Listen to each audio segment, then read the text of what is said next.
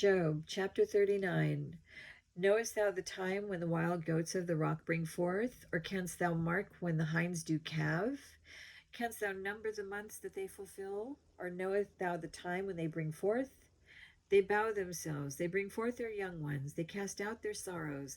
Their young ones are in good liking. They grow up with corn, they go forth and return not unto them. Who hath sent out the wild ass free? Or who hath loosed the bands of the wild ass? Whose house I have made the wilderness, and the barren land his dwellings. He scorneth the multitude of the city, neither regardeth he the crying of the driver. The range of the mountains is his pasture, and he searcheth after every green thing. Will the unicorn be willing to serve thee, or abide by thy crib? Canst thou bind the unicorn with his band in the furrow? Or will he harrow the valleys after thee? Wilt thou trust him because his strength is great? Or wilt thou leave thy labor to him? Wilt thou believe him that he will bring home thy seed and gather it into thy barn? Gavest thou the goodly wings unto the peacocks, or wings and feathers unto the ostrich, which leaveth her legs in the earth and warmeth them in dust, and forgetteth that the foot may crush them, or that the wild beast may break them? She is hardened against her young ones, as though they were not hers. Her labor is in vain without fear, because God hath deprived her of wisdom, neither hath he imparted to her understanding. With time she lifted up herself on high, she scorneth the horse and his rider. Hast thou given the horse strength? Hast thou clothed his neck with thunder? Canst thou make him afraid as a grasshopper? The glory of his nostrils is terrible. He paweth in the valley and rejoiceth in his strength. He goeth on to meet the armed men. He mocketh at fear, and is not affrighted, neither turneth he back from the sword.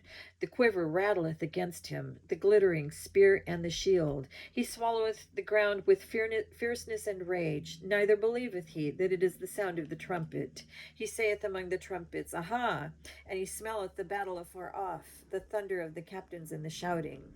Doth the hawk fly? Does the hawk fly by thy wisdom, and stretch her wings toward the south?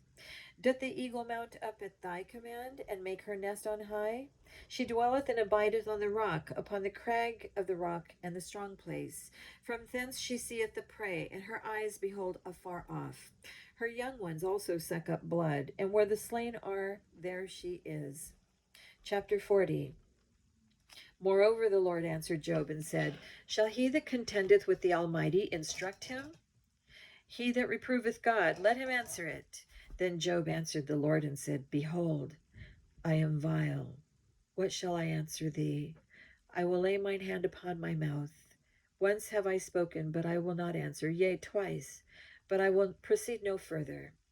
Then answered the Lord unto Job out of the whirlwind, and said, Gird up thy loins now, like a man. I will demand of thee, and declare thou unto me. Wilt thou also disannul my judgment? Wilt thou condemn me, that thou mayest be righteous? Hast thou an arm like God? Or canst thou thunder with the voice like him? Deck thyself now with majesty and excellency, and array thyself with glory and beauty. Cast abroad the rage of thy wrath, and behold every one that is proud, and abase him. Look on every one that is proud, and bring him low, and tread down the wicked in their place. Hide them in the dust together, and bind their faces in secret. Then will I also confess unto thee that thine own right hand can save thee.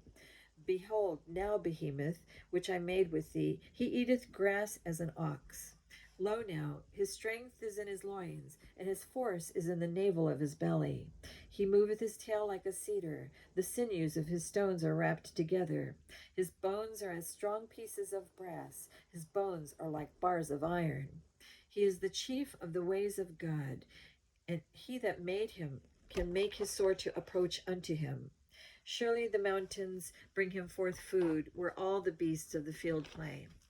He lieth under the shady trees, in the covert of the reed and fens. The shady trees cover him with their shadow. The willows of the brook compass him about. Behold, he drinketh up a river, and hasteth not.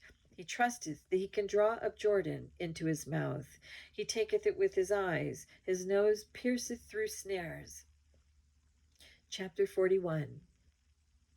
Canst thou draw out Leviathan with an hook, or his tongue with a cord which thou lettest down?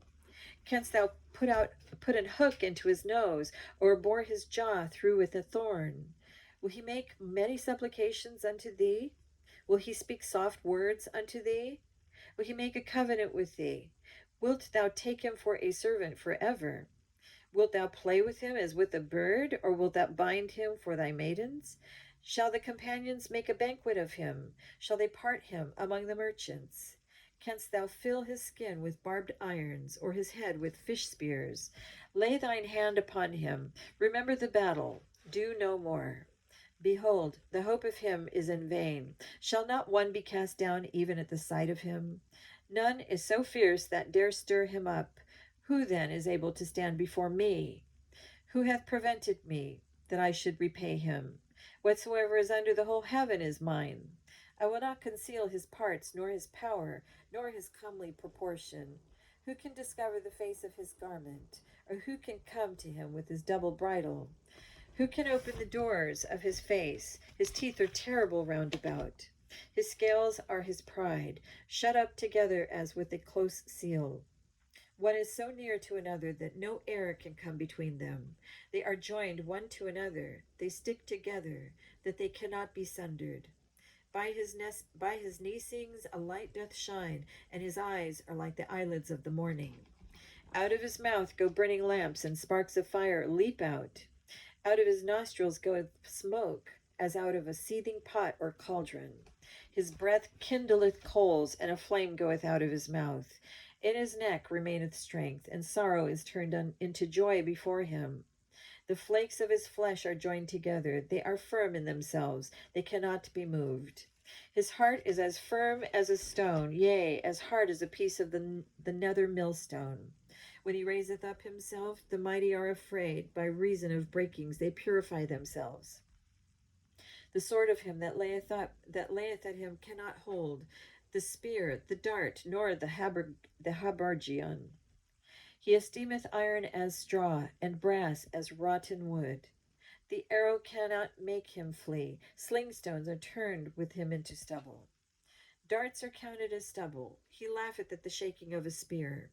Sharp stones are under him. He spreadeth sharp-pointed things upon the mire.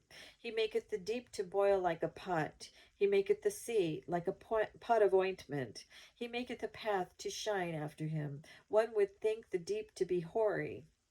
Upon earth there is none his like, who is made without fear.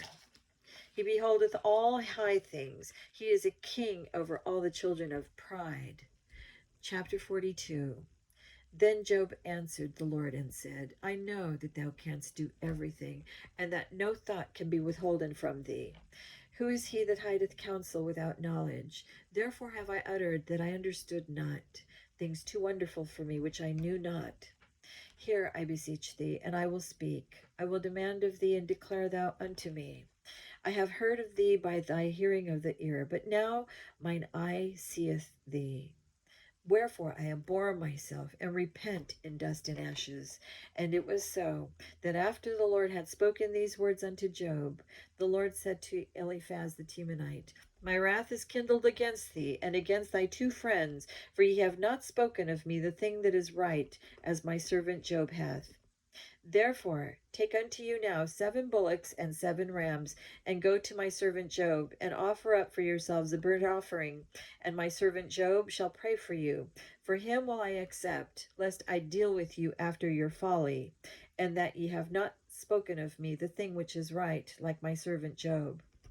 So Eliphaz the Temanite, and Bildad the Shuhite, and Zophar the Naamathite went and did according as the Lord commanded them. The Lord also accepted Job.